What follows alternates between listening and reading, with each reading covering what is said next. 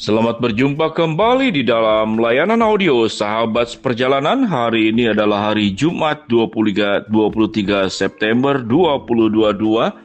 Tema renungan saat teduh kita dengan judul Manfaat dari Diam. Manfaat dari diam. Firman Tuhan terambil dalam Mazmur 4 ayat yang kelima. Demikian bunyi firman Tuhan, biarlah kamu marah tetapi jangan berbuat dosa.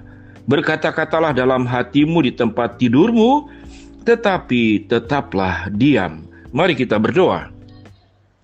Bapa yang di dalam surga, kami bersyukur bahwa petunjuk-petunjuk firman Tuhan membuat kami terselamatkan daripada tindakan perbuatan yang tidak terkontrol, khususnya karena kemarahan, karena luka kehidupan yang disebabkan oleh satu dan hal yang lainnya.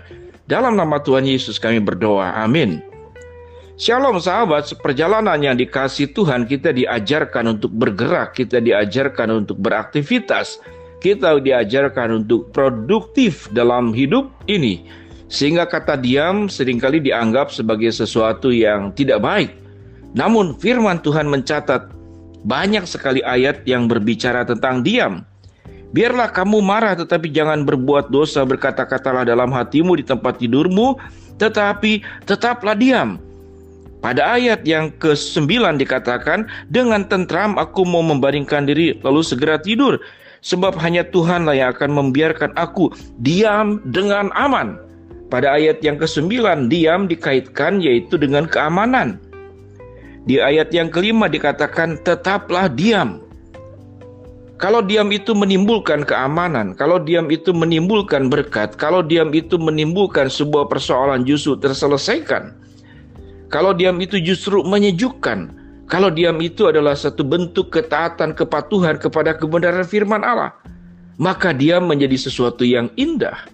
Diam menjadi sebuah anugerah yang diberikan oleh Allah yang harus kita lakukan.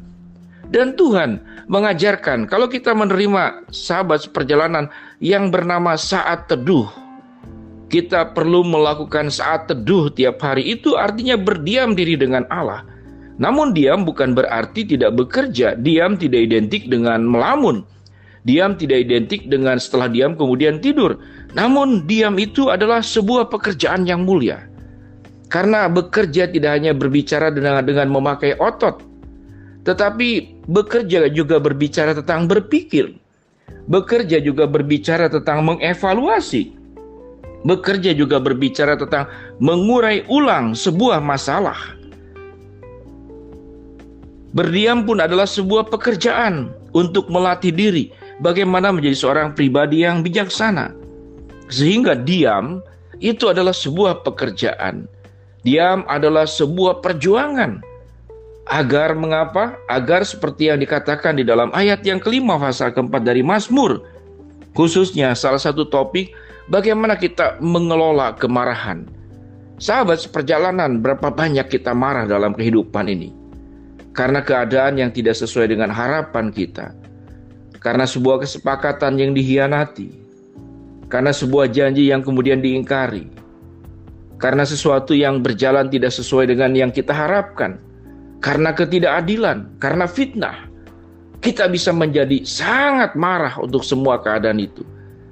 Namun firman Tuhan mengatakan dengan jelas, marah itu adalah sesuatu yang tindakan yang diperbolehkan. Namun marah adalah tahapannya harus melewati proses sebelumnya. Sebelum marah kita perlu berdiam. Sebelum marah kita perlu mengevaluasi ulang. Sebelum marah kita perlu berpikir berulang kali. Sebelum marah kita perlu datang ke hadapan Tuhan. Sikap apa yang tepat untuk saya merespon kepada sebuah keadaan yang menyakitkan kita? Apakah perlu dengan marah? Namun menyelesaikan persoalan rupanya juga ada pilihan yang lain, yaitu tidak dengan marah, tapi dengan diam. Lalu setelah diam bagaimana? Setelah diam apakah akan terus diam? Atau ada tindakan yang perlu dilakukan? Perlu konsolidasi, perlu menyampaikan juga kepada orang yang bersangkutan yang membuat kita terluka. Namun dengan keteduhan, namun dengan bijaksana yang berasal dari Tuhan. Tentu kalau ada maling masuk ke dalam rumah, ada orang yang mau merugikan kita di jalan mengancam, itu tidak tepat diam. Kita perlu berteriak, kita perlu melakukan tindakan segera.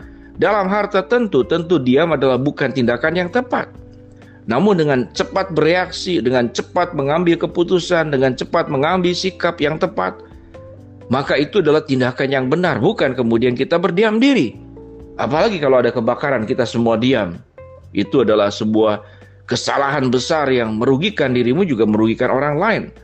Sahabat seperjalanan, apa yang dimaksud dengan diam dan mengapa Tuhan memerintahkan perkataan diam itu? Diam itu membuat kita cerdas. Diam itu mengurai ulang setiap masalah yang terjadi dalam hidup kita. Diam itu kemudian kita berkonsultasi, bercakap-cakap, berelasi dengan Tuhan. Diam juga kita memberikan kesempatan kepada orang-orang lain untuk melihat sebuah masalah dan meminta pendapat dari mereka yang punya pengalaman hidup. Orang-orang yang bijaksana, para rohaniawan, tentunya juga rohaniawan yang bijaksana. Mereka yang berprofesi sebagai konselor, sebagai guru, sebagai coach, sebagai mentor, sebagai pembimbing, sebagai orang-orang yang bijaksana. Maka dengarkanlah masukan-masukan dari mereka. Karena Alkitab mengatakan seorang raja itu akan menjadi berhasil dan baik kalau dia punya penasehat yang banyak. Pada akhirnya, keputusan akan kembali kepada setiap sahabat perjalanan mana yang terbaik. Namun, melakukan sebuah respon tanpa dipikir, melakukan sebuah respon dengan emosi, melakukan sebuah respon dengan cepat, dan kemudian meyakini bahwa respon itu adalah benar, namun tidak melewati pengkajian. Sahabat seperjalanan, sebuah produk yang akan diizinkan, baik makanan, produk apapun, oleh pemerintah, yaitu POM. Yaitu apa? Instansi yang memeriksa tentang obat dan makanan. Itu prosesnya tidak bisa langsung disalurkan kepada masyarakat, lalu masyarakat mengkonsumsi yang belum diuji secara medis, yang belum dilakukan sebuah penelitian apakah layak atau tidak. Itu obat dan makanan.